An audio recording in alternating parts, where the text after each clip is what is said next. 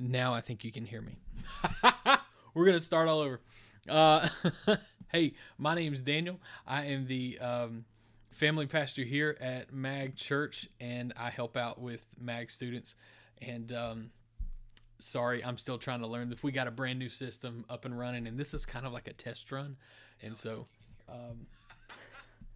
see, I got it coming over here just in case as a little thing. So I'm going to turn that all the way off.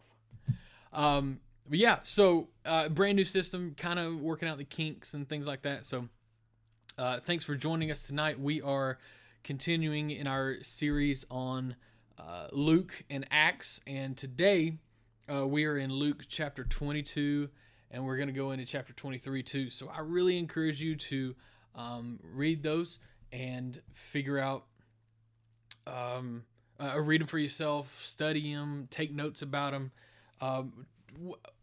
Before we move on today, I really want to. What I love about the Bible is that the Bible as a whole is a story that leads to Jesus and what Jesus did for us, and really God's love story to us and what He's done to get us back in a relationship with Him through Jesus. And so even back in Genesis, there are Easter eggs, little tidbits talking about Jesus and Him coming and doing what He needed to do for us. And so in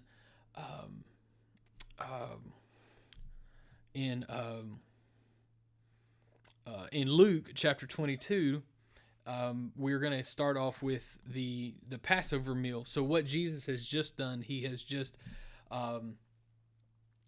shunned the people in the temple. He's gotten on to them saying, hey, you've turned this into a den of thieves, rebels, robbers, whatever translation you want to read. And so with that, He has so he kind of he teaches for a little bit, and then he gets to this point where they have this Passover meal. And so this Passover meal is one of these little Easter egg things that I love how the whole Bible is okay. So I'm a huge nerd, huge dork, geek, whatever you want to call me. I recognize it. I'm okay with it. It's okay.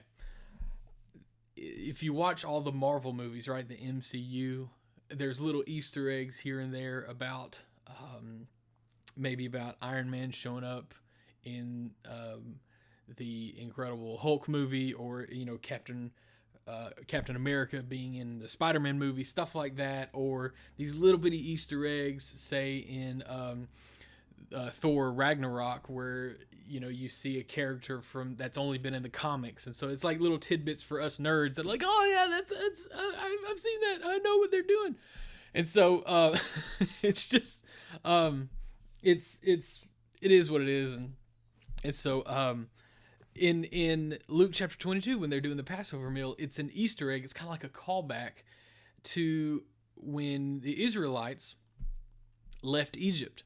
And so Jesus is using this Passover meal to highlight that, but also set up something brand new. And so in Luke chapter 22, he's doing the last, a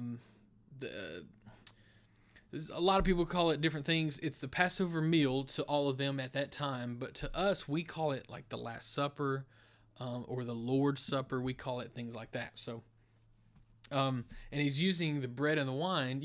We do this when we do communion. This is what we do. We take bread and we take grape juice, or we did communion a few weeks ago as a church on Good Friday, because that's when the Lord's Supper, Last Supper, Passover, that's when that was. So or it was on the Thursday, but we did it with Good Friday. So bread and wine back then, we use grape juice now because whatever. So we can talk about that later. So the bread and wine, he was setting these up because they always used them. They always had them during the Passover meal. And so the bread represented that God told them to, this is the Easter egg part.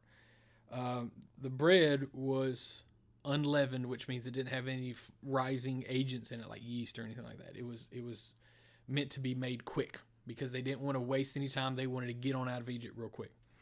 The blood, the wine represented the blood that was over the door. If you read the Exodus story, you'll know what I'm talking about. Don't want to get into it now. We want to be able to condense these daily devos and not have them 30 minutes long like I usually do, like we're almost getting to now.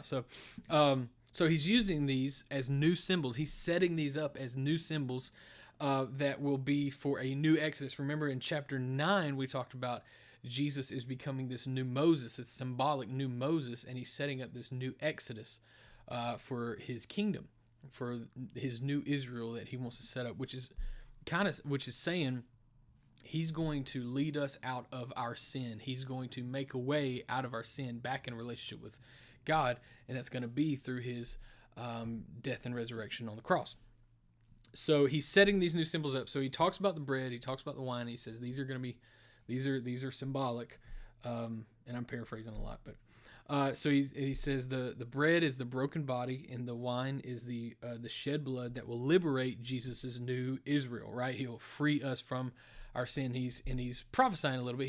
He's foretelling what's going to happen in about a day. And this again, the disciples are like, "What are you talking about, Jesus? This is weird." So anyway, all right. So what's happened a little after the Passover meal, or the Last Supper, the Lord's Supper, whatever you want to call it? He's arrested. He is examined in front of the religious leaders. They take him. This is a quick little overview of what's happening. All right. So go read it yourself. Luke chapter 22, 23. He's examined in front of the religious leaders. They charge him with blasphemy and all this kind of stuff, trumped up charges. They take him to Pilate, who is the governor, who is the ruler, the Roman head guy of the region, and they're saying, "Hey, this guy needs to be crucified." And so Luke emphasizes Jesus's innocence really throughout the whole book, but especially during this time right here. He's focusing. He's wanting the reader, us, to really focus on the innocence of Jesus. So that sets up the sacrifice that Jesus makes for us. And so Luke uses this to really emphasize that Jesus is sinless. Jesus has no claim against him. He has done nothing wrong. So 3 times Pilate says in Luke chapter 23, verse 4, 14, and 15, Pilate says, this guy's done nothing wrong. He doesn't deserve to be crucified.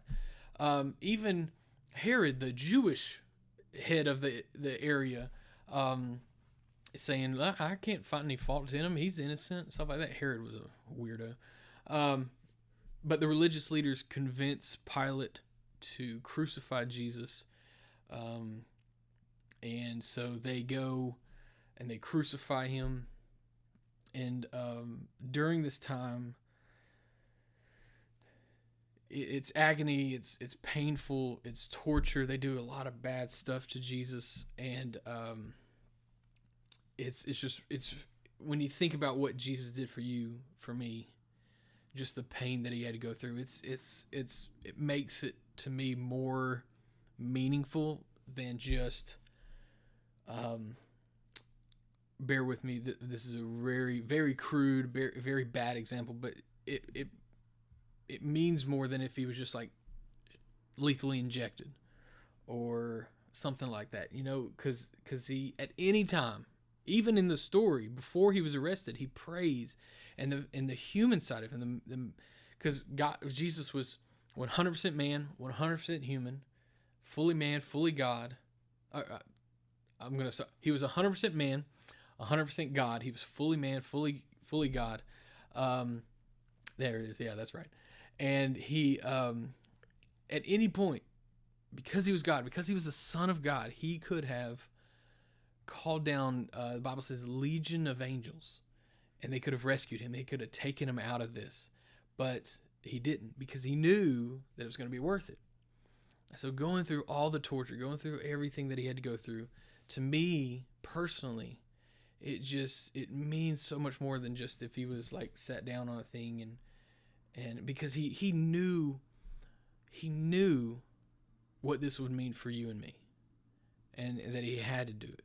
And so it's just, I'm so grateful, and I try to live my life full of gratitude for that. And I think that's what Christians have to do. They have to live their life in a life of gratitude for the sacrifice, for the price that Jesus paid for us.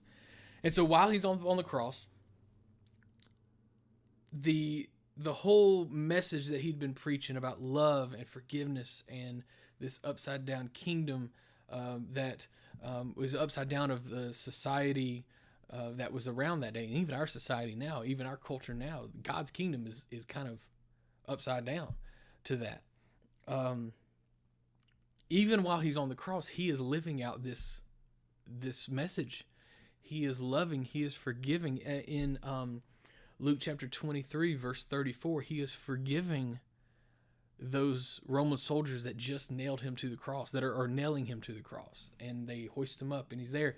And even one of his last words is forgiveness and love and mercy to one of the other people that are on the cross with him. So he's got two guys on each side, or one guy on each side, and one of them curses at him, doesn't like him, blah, blah, blah, blah. The other guy says, "Remember me, Jesus." He goes, "Don't you know who this is?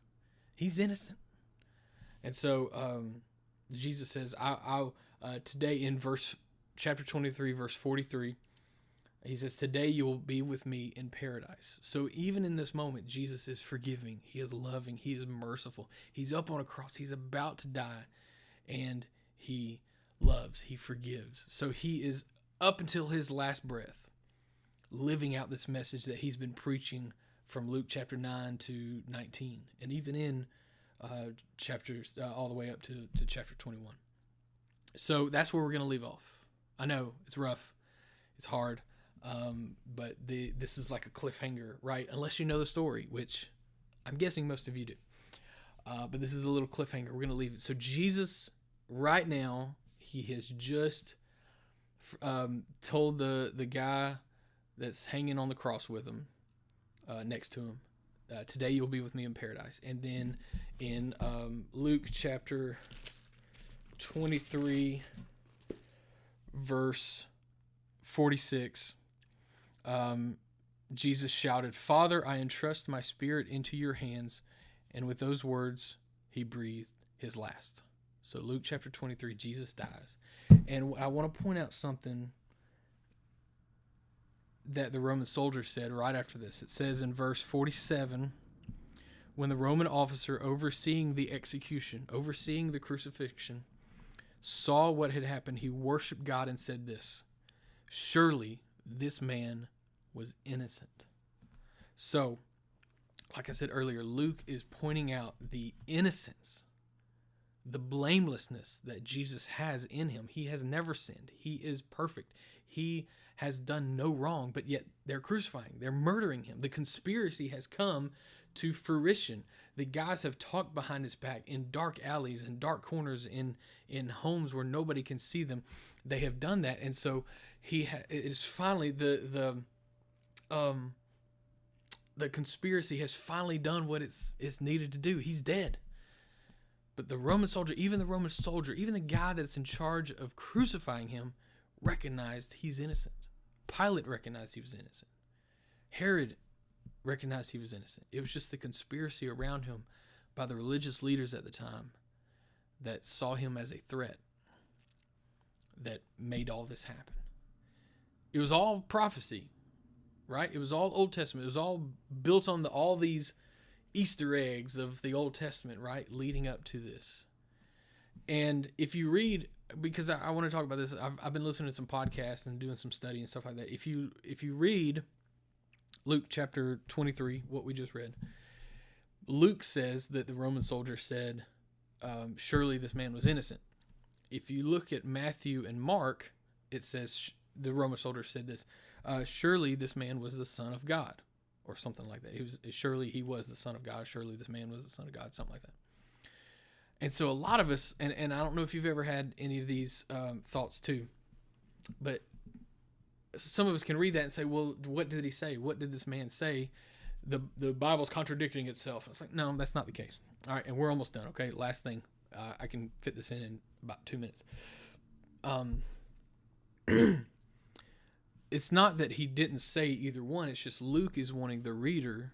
The whole book has been about Jesus' innocence and blamelessness and sinlessness.